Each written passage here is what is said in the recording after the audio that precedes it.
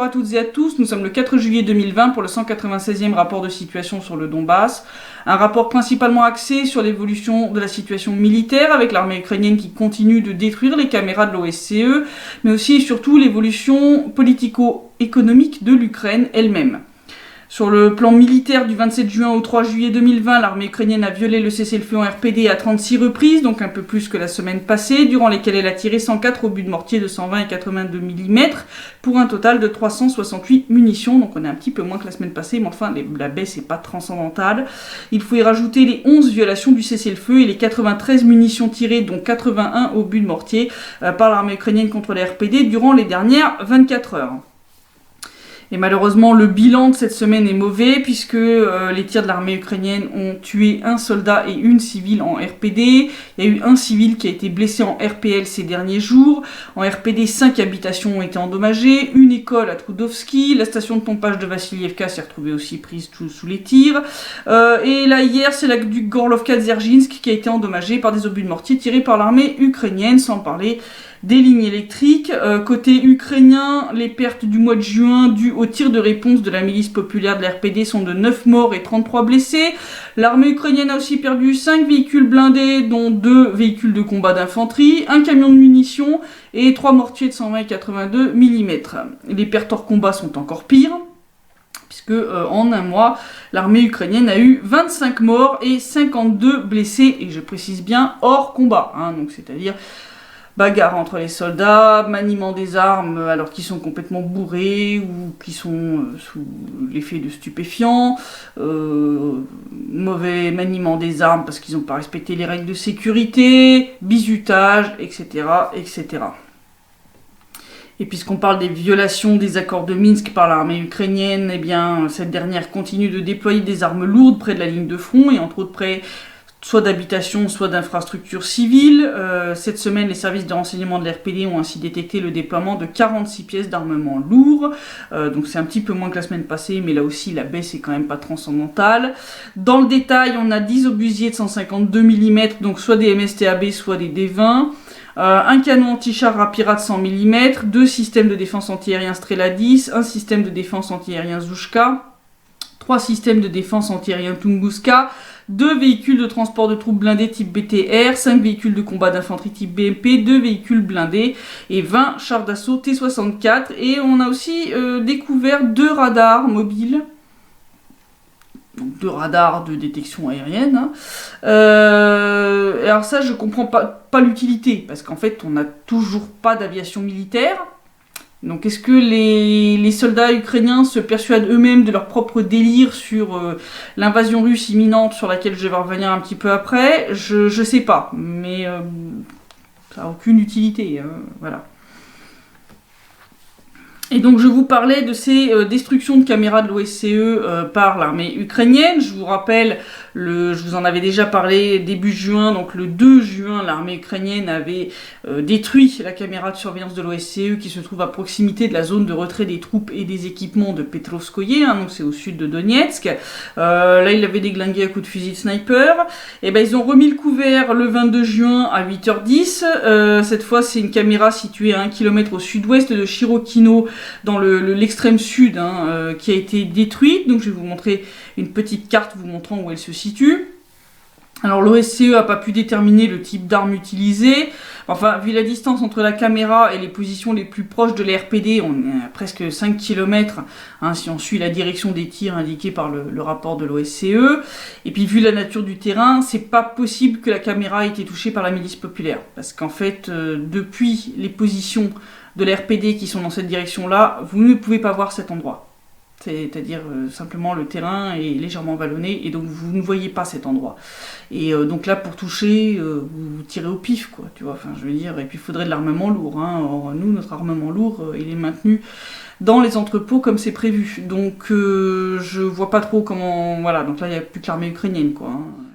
Et donc 8 jours à peine après la destruction de cette caméra de l'OSCE, il y en a une troisième qui a été détruite par des tirs de l'armée ukrainienne, cette fois en périphérie de Donetsk. 3 en un mois, quand même. Ça commence à faire un peu beaucoup. Ça commence à coûter cher aux contribuables européens dont vous faites partie, pour beaucoup d'entre vous. Donc ce serait peut-être bien quand même que vous demandiez des comptes à l'Ukraine hein, pour rembourser les caméras qu'elle déglingue, entre ça et les drones qu'ils abattent. Donc là, ça a été le 30 juin à 19h20. L'armée ukrainienne a tiré 3 missiles anti-chars guidés, 3 missiles anti-chars, hein, contre la mine d'Oktyabrysky où se trouvait une caméra de l'OSCE. Résultat, cette dernière a été détruite. Donc je vais vous montrer là aussi une petite carte de la zone hein, pour que vous voyez un petit peu sur quoi ils ont tiré. Et donc le 1er juillet, le lendemain, donc l'OSCE a demandé un cessez-le-feu complet dans un rayon de 15 km autour de cette zone pour pouvoir aller examiner les dégâts puis déterminer précisément l'origine des tirs. La milice populaire de la RPD a fourni des garanties de sécurité, respecté un cessez-le-feu complet, mais de son côté, l'armée ukrainienne, ils n'en avaient rien à faire. Et ils ont continué à tirer dans cette direction, ce qui a empêché les observateurs de l'OSCE de pouvoir se rendre à l'endroit où se trouvait la caméra. Le 1er juillet, hein, ils ont tiré sur cette zone 44 obus de mortier de 120 et 82 mm, 40 munitions de véhicules de combat d'infanterie, 29 munitions de lance-grenades automatiques et 4 roquettes anti-chars. C'est pas mal, hein, pour une zone où l'OSCE a demandé un cessez-le-feu complet quand même. Hein.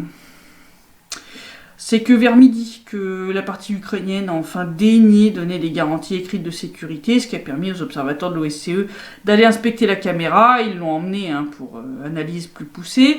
Et puis ils étaient à peine repartis que les tirs de l'armée ukrainienne ont repris dans l'après-midi.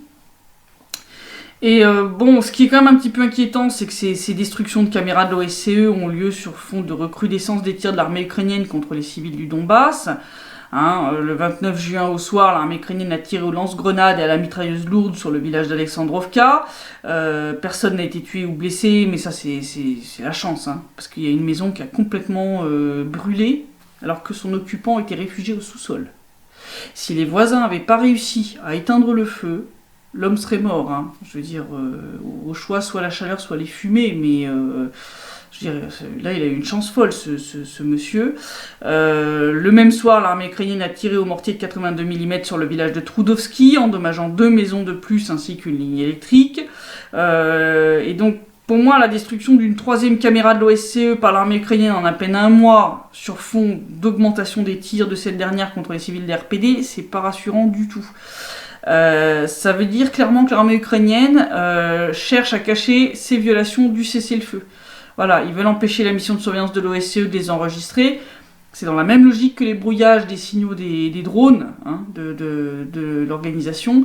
C'est la même chose, c'est-à-dire le but c'est de rendre l'organisation complètement aveugle. Hein, c'est moi ce qui me fait craindre quand même qu'on va aller vers une nouvelle hausse des bombardements une fois qu'ils auront fini de détruire les dernières caméras, il n'en reste plus beaucoup, parce qu'une fois qu'ils auront détruit tous les moyens de surveillance permanents et puis qu'ils continueront d'empêcher les drones de l'OSCE de voler, il restera plus que les patrouilles. Mais les patrouilles c'est très comment dire imprécis. Souvent, voilà, ils entendent une explosion quelque part par là, au loin, tu vois, ils savent pas trop si c'est un départ, si c'est une arrivée de munitions. L'avantage des caméras, c'est qu'elles sont quand même généralement bien plus précises. Si vous regardez les listes des violations du cessez-le-feu dans les rapports de l'OSCE, les trucs les plus précis pour déterminer l'origine des tirs, c'est justement les caméras de surveillance.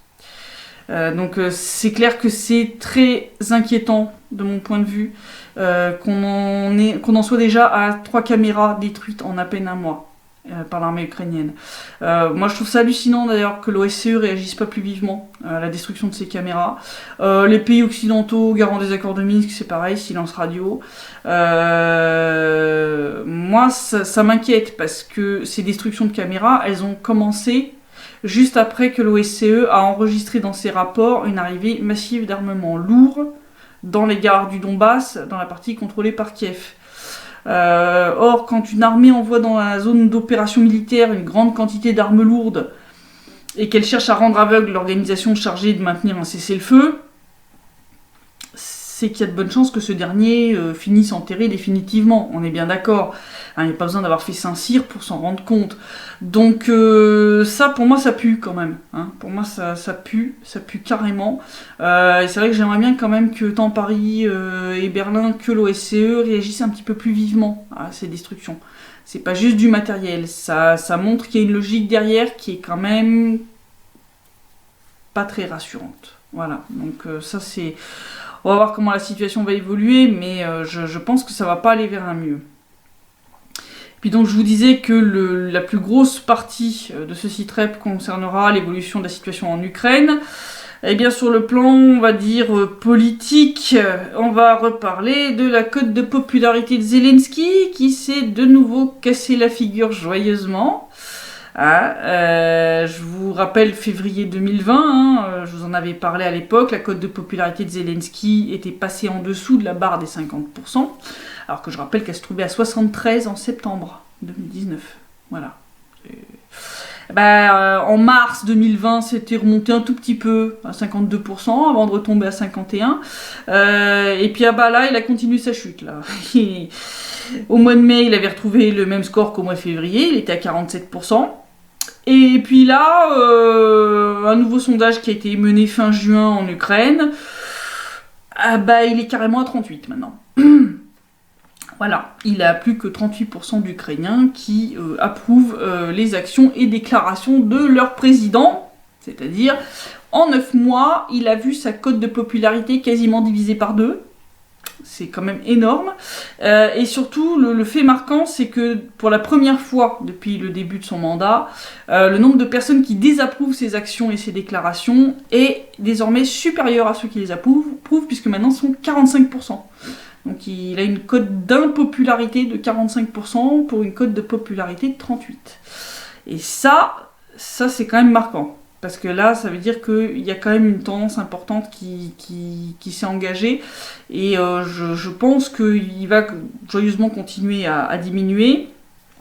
Bon, le taux d'approbation des actions du cabinet des ministres est encore pire, et ils ont seulement 23% d'approbation contre 59% des Ukrainiens qui désapprouvent les actions du gouvernement. Le record d'impopularité, comme toujours, revient à la Rada, avec seulement 21% d'Ukrainiens qui approuvent ces actions contre 62% qui les désapprouvent. C'est magistral. Moi j'analyse ça comme le fait que Zelensky a épuisé la patience des Ukrainiens, quoi. Ces écrans de fumée médiatique suffisent pas à cacher le fait qu'il n'a pas tenu sa principale promesse de campagne, qui était quand même de mettre rapidement fin à la guerre dans le Donbass. La situation économique du pays est de pire en pire, je vais y revenir. Et puis la gestion de l'épidémie de coronavirus en Ukraine a été catastrophique. Avant, au moment du sondage en fait, qui a eu lieu entre le 20 et le 23 juin, l'Ukraine a enregistré des records journaliers, c'est-à-dire, comme je le disais, chaque jour, ils avaient de plus en plus de nouveaux cas, ils avaient plus de cas, encore de nouveaux cas que la veille. Donc chaque jour, le nombre de nouveaux cas était de plus en plus important. Là, ça a l'air de diminuer un peu, on va voir si ça va se stabiliser sur un plateau ou si ça va enfin amorcer une descente, mais jusqu'ici, ça a été très très mal géré.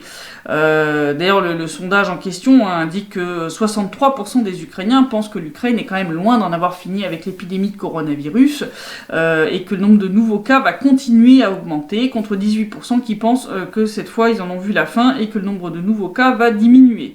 Puis comme je le disais, la loi levant le moratoire sur la vente des terres agricoles pour plaire au FMI et les mesures que ce dernier exige en échange de son prêt de 5 milliards de dollars, ça a fait quand même un joli cocktail parfait pour une chute vertigineuse de la popularité de Zelensky. D'ailleurs, ils sont 61% des répondants à considérer que l'Ukraine n'aurait pas dû re-signer un mémorandum et reprendre un prêt auprès du FMI, contre 24% qui pensent le contraire. Donc ils sont quand même assez lucides, il y a quand même une majorité d'Ukrainiens qui se rend bien compte que c'est dangereux, que chaque nouveau prêt les enfonce un peu plus, et dans la pauvreté et dans l'austérité. C'est un cercle vicieux. Donc c'est quand même pas mal, ça montre quand même pas mal de plus de la moitié des Ukrainiens quand même qui sont conscients de ce que signer un mémorandum avec le FMI signifie. Je rappelle quand même que les mesures d'austérité imposées par le FMI, comme celles qui frappent le secteur de la santé, ils ont beau appeler ça des réformes, ça cache très mal le but final, qui est quand même de tailler dans le budget, réduire le nombre d'hôpitaux et de personnel soignant, et donc diminuer la qualité des soins.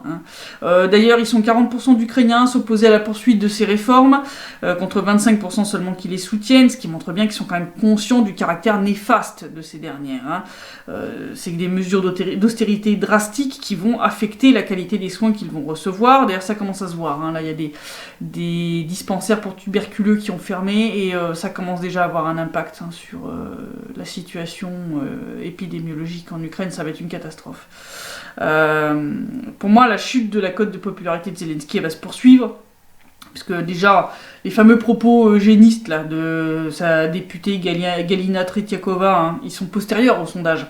les Ukrainiens n'avaient pas encore entendu les horreurs de cette madame. Donc je pense qu'il y a des chances que la cote de popularité de Zelensky va encore chuter au mois de juillet.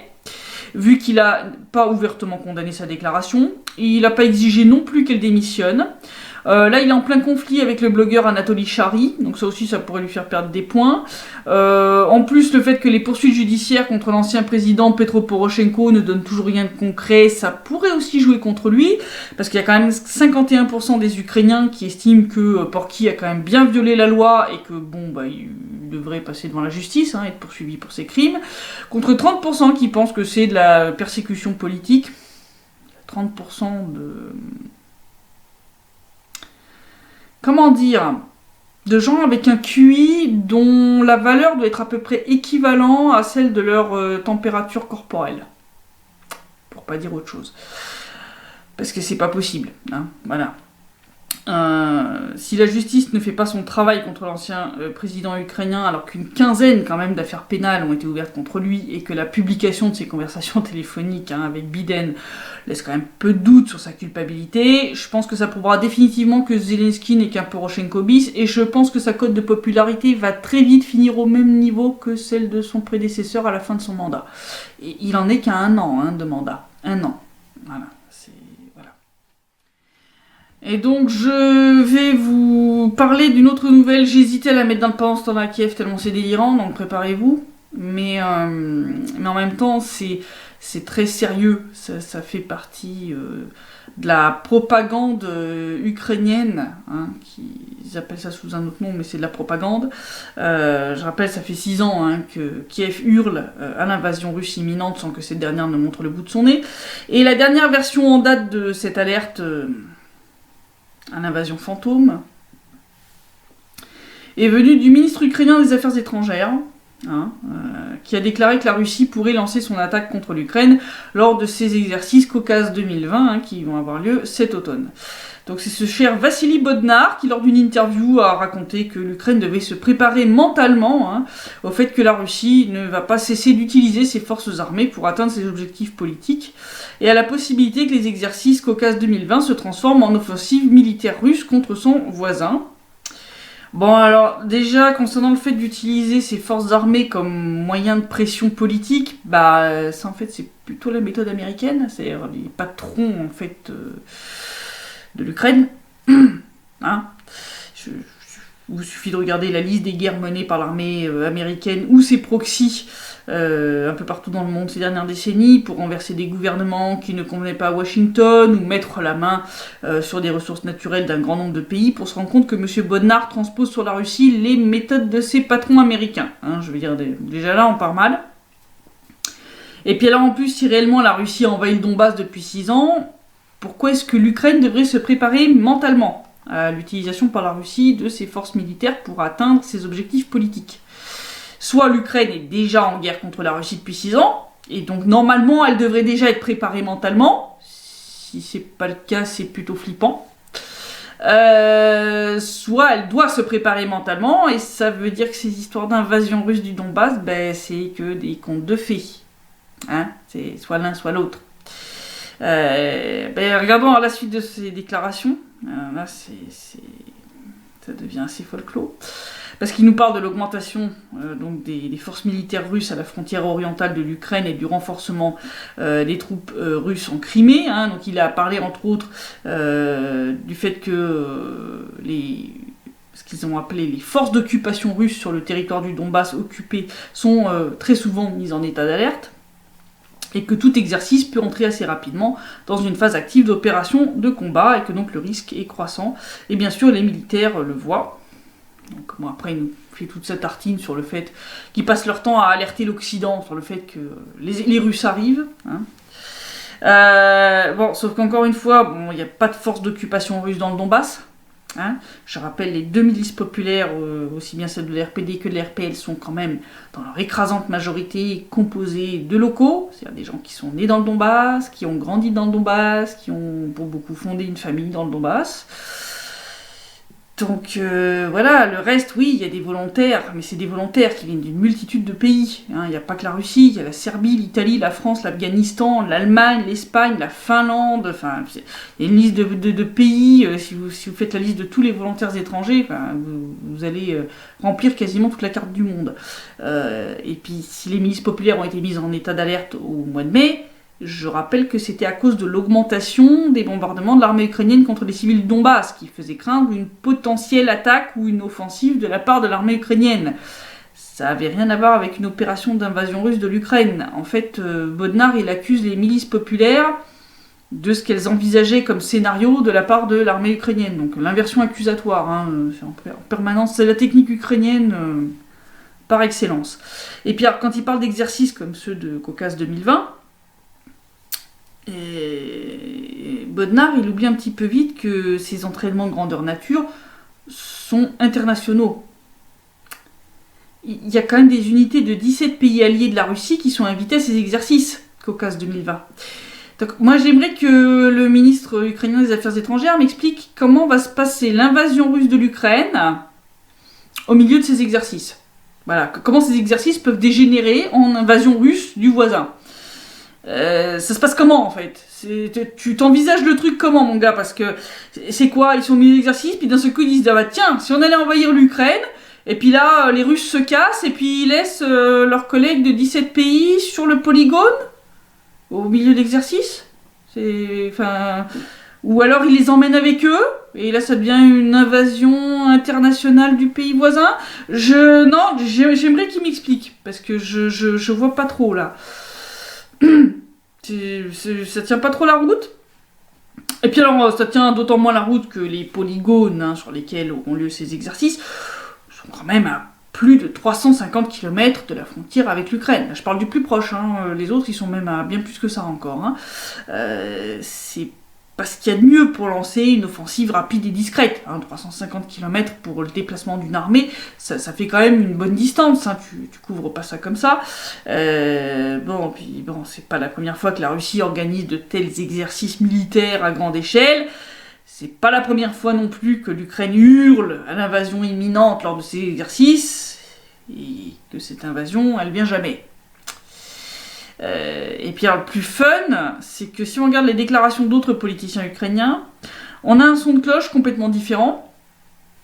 On a eu Andrei Sinchenko, qui était l'ancien chef adjoint de l'administration du président ukrainien, qui nous a quand même sorti que la construction du pont de Crimée avait sauvé l'Ukraine de l'invasion russe, en obligeant Moscou à dépenser beaucoup d'argent pour sa construction au lieu d'investir dans des chars d'assaut et une guerre avec le pays voisin. Bon, déjà, ce raisonnement frôle le débilisme quand on sait que même sans construire de nouveaux chars d'assaut, en l'état actuel, la Russie a déjà 6 fois plus de chars que l'Ukraine. Voilà. Donc dans l'absolu, elle ne devrait pas avoir besoin d'en fabriquer plus, surtout que les siens, ils sont quand même en bon état et bien entretenus, contrairement à ceux de Kiev. Mais alors, en plus, ce qui est le plus fun, c'est que la déclaration de Senchenko contredit celle de Bodnar.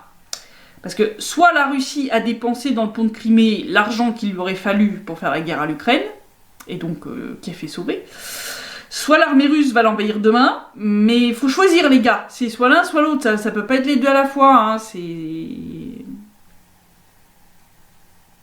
Voilà.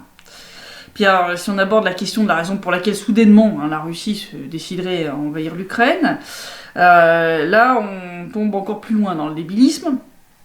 Parce que Bodnar explique que ça pourrait être à cause de l'instabilité interne en Russie, provoquée par le vote sur les amendements à la constitution du pays dont les résultats pourraient être potentiellement insatisfaisants, c'était avant que le vote se termine, et le fait que l'Ukraine refuse toujours de rétablir l'approvisionnement de l'eau en Crimée.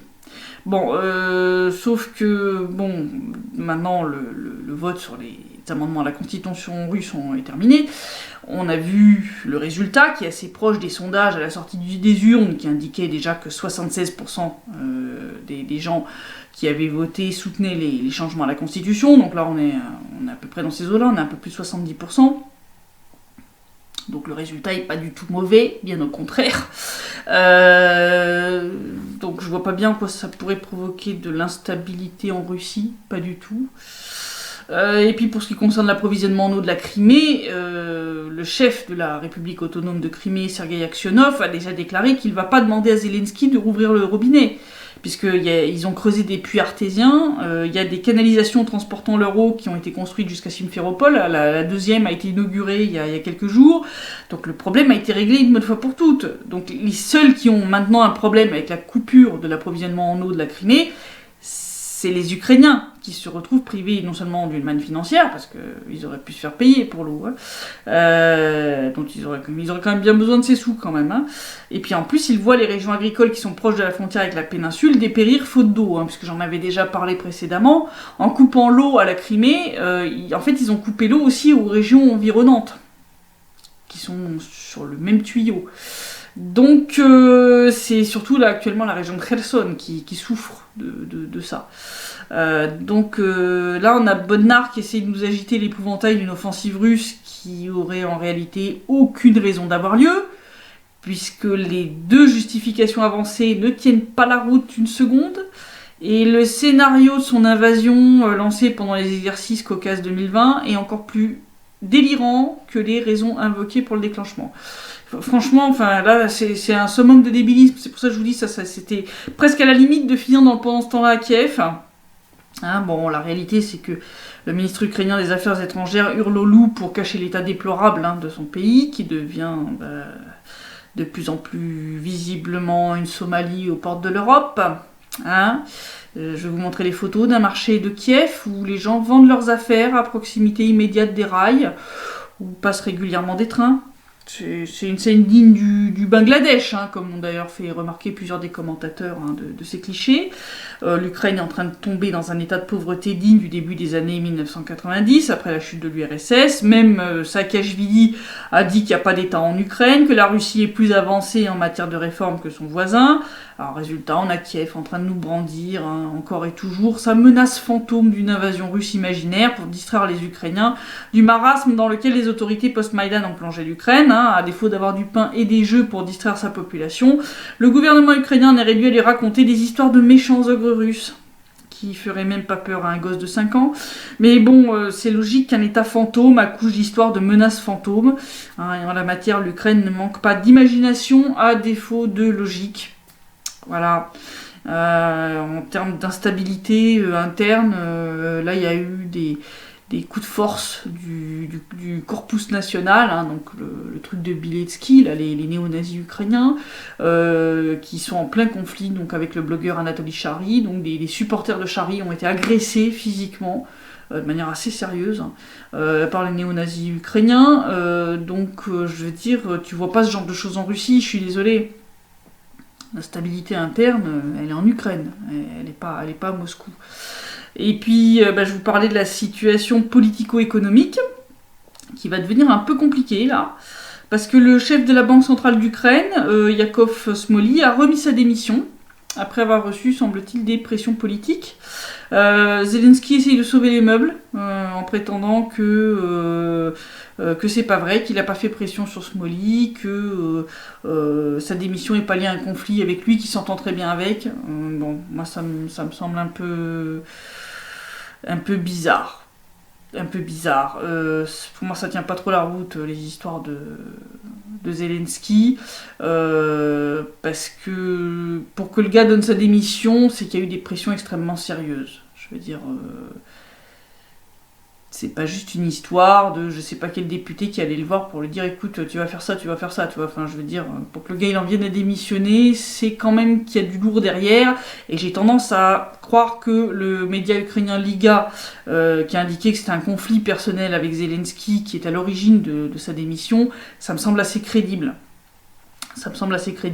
En tout cas, quelle qu'en soit la raison, cette décision a inquiété en Occident. Donc, le 30 juin, il y a eu une réunion du Conseil national des réformes auquel participaient et Smolny et Zelensky. Et donc, d'après deux sources du média ukrainien Liga, dont une qui a participé à la réunion, il y a un conflit qui aurait éclaté entre le président ukrainien et le chef de la Banque centrale. Donc, Zelensky aurait demandé à Smolny plus d'argent pour alimenter l'économie de l'Ukraine. Donc il lui a demandé de faire de la planche à billets, hein, c'est-à-dire d'imprimer des bifetons.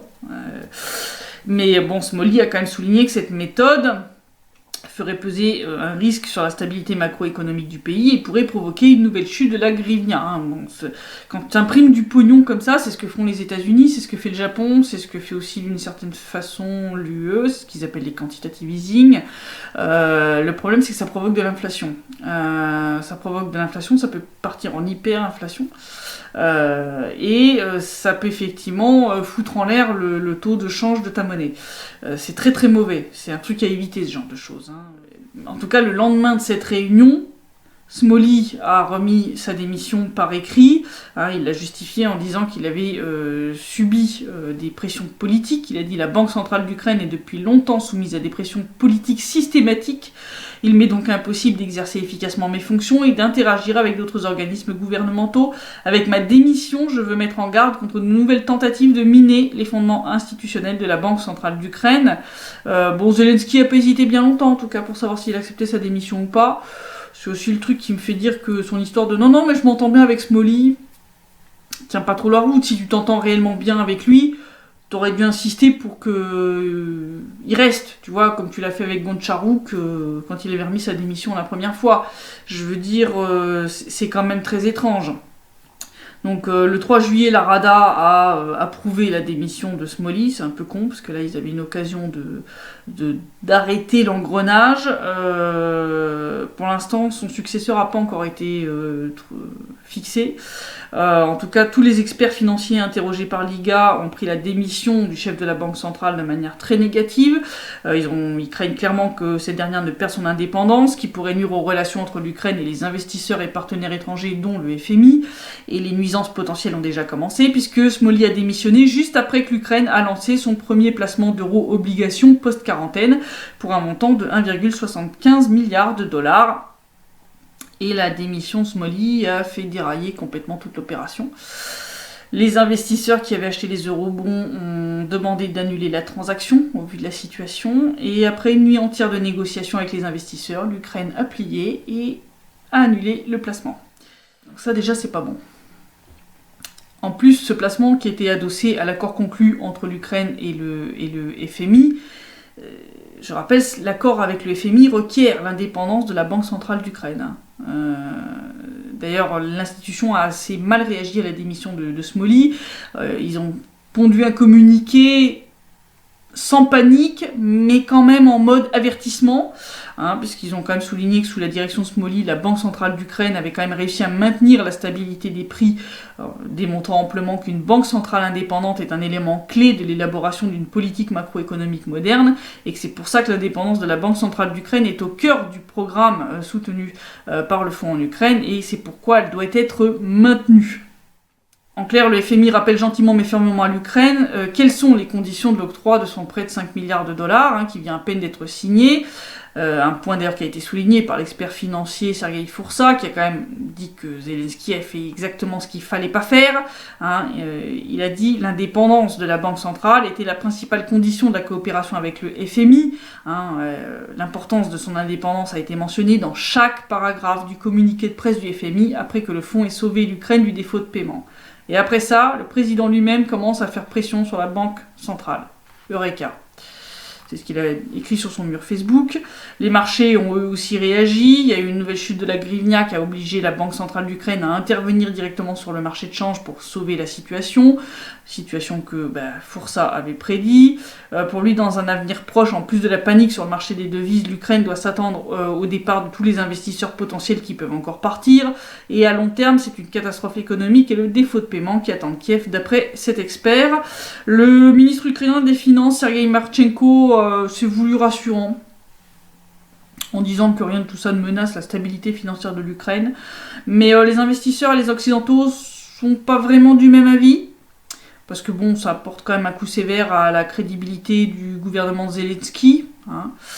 surtout vis-à-vis de ses partenaires étrangers. Le directeur général de Dragon Capital, vous savez, la société qui appartient au fonds d'investissement de Soros, Thomas Fiala, a déclaré que son entreprise allait reporter les nouveaux investissements qui étaient prévus dans le pays.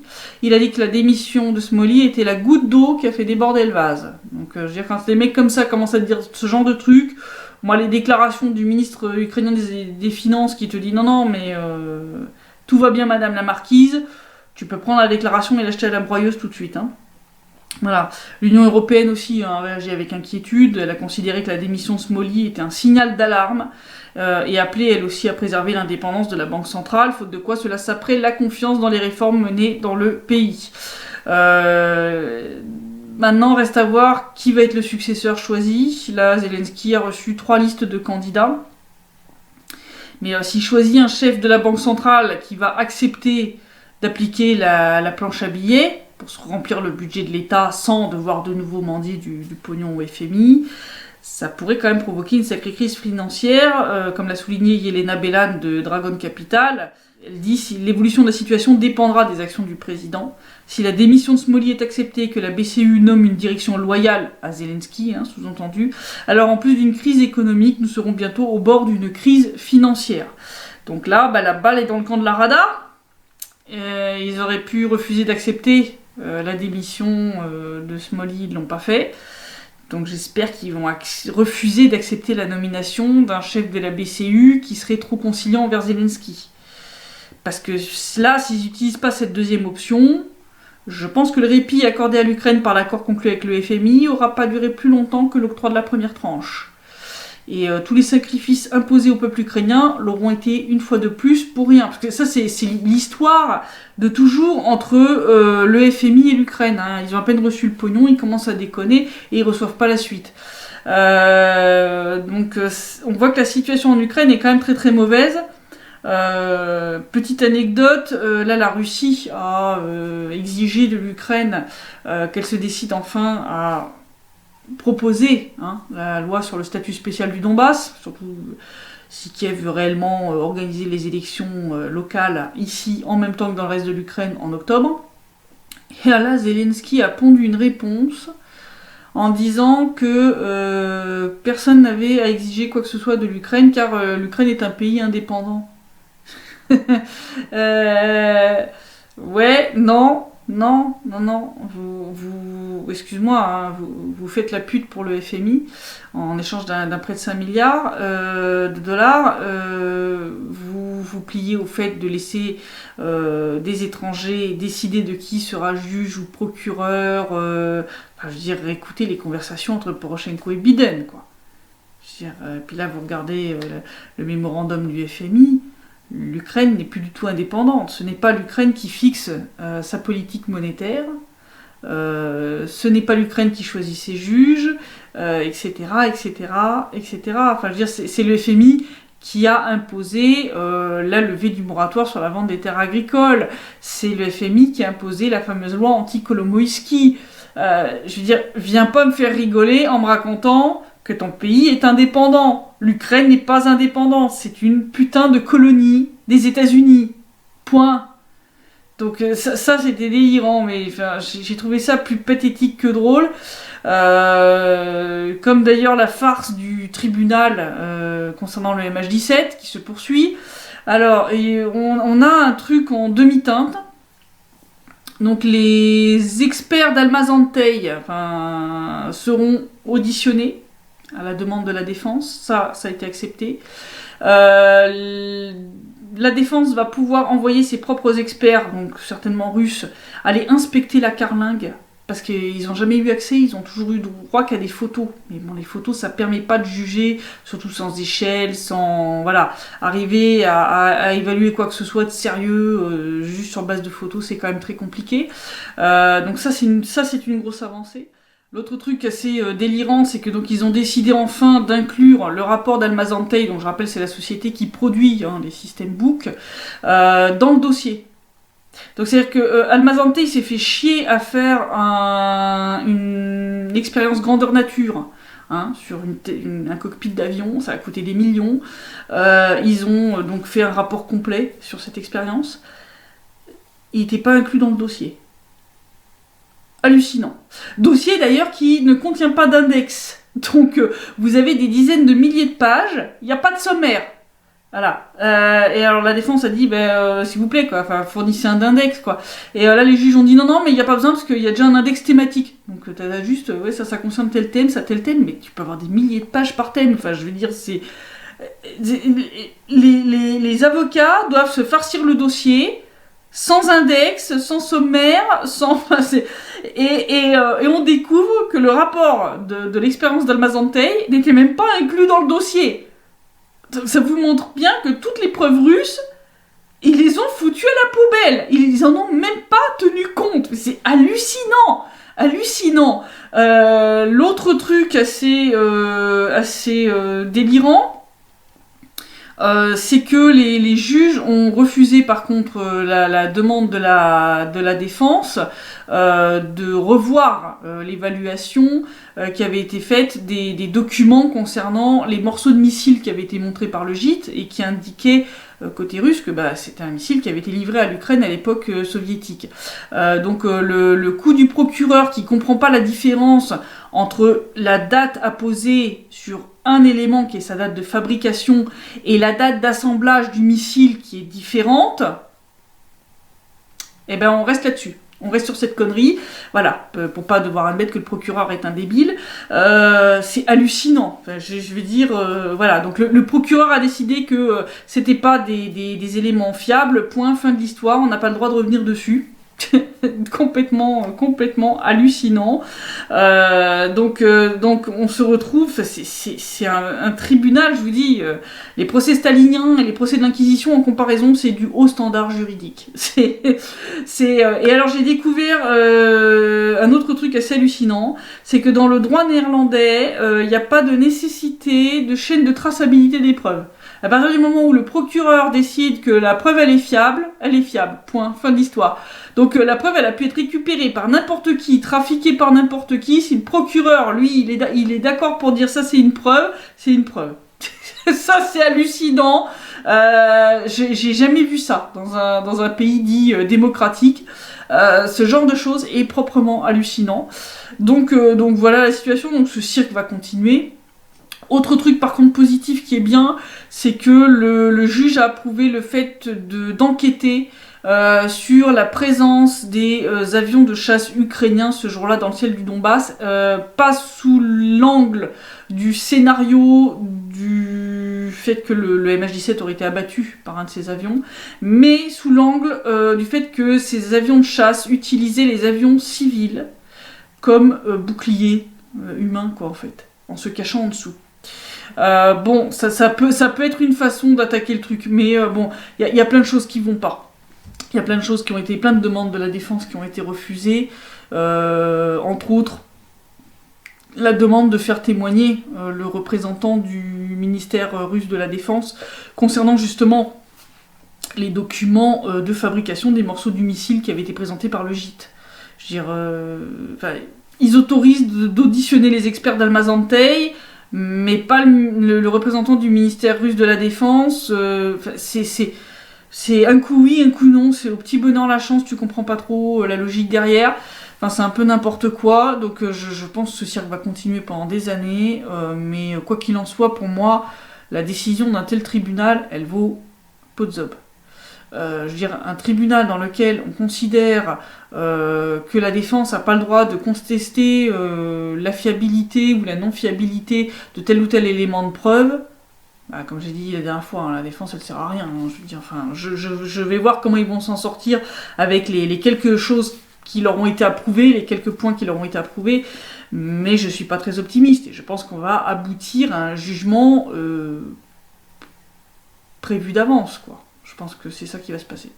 Donc voilà la situation, en tout cas situation militaire à surveiller de près dans le Donbass, dans les semaines à venir, et surtout la situation politique en Ukraine, où ça devient quand même très très instable, et sur le plan politique et sur le plan économique, et donc il va falloir regarder qui va être nommé à la tête de la banque centrale ukrainienne, parce que c'est pas si négligeable que ça, parce que si le FMI ne fournit plus de pognon à l'Ukraine, bon là je sais pas comment ils vont s'en sortir. Donc voilà. En attendant, je vous souhaite un bon week-end et je vous dis à la semaine prochaine pour le prochain rapport de situation. Et d'ici là, portez-vous bien.